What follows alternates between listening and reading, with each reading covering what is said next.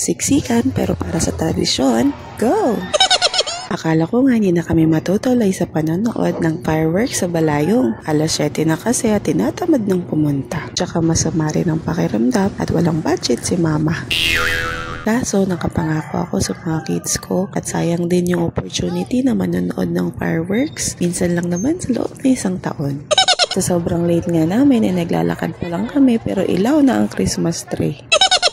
Yung mga tao nagka-countdown na para sa fireworks. So kami nito, papunta pa lang.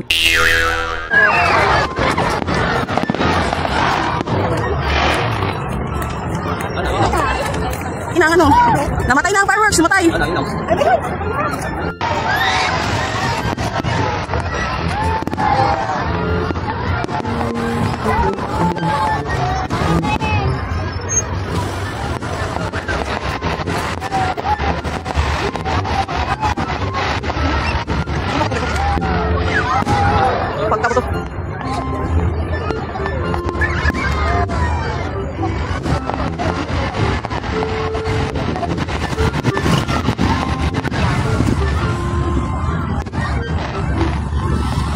Sayang ang pagpunta kung fireworks lang ang masasaksihan. So tiniis ang siksikan para makarating sa water park. Wala po kaming baong tawas pero nakapag-deodorant po kami. Dito sa part na to ay nag-enjoy na ang mga kids ko. Ako takot mabasa kagilantan man.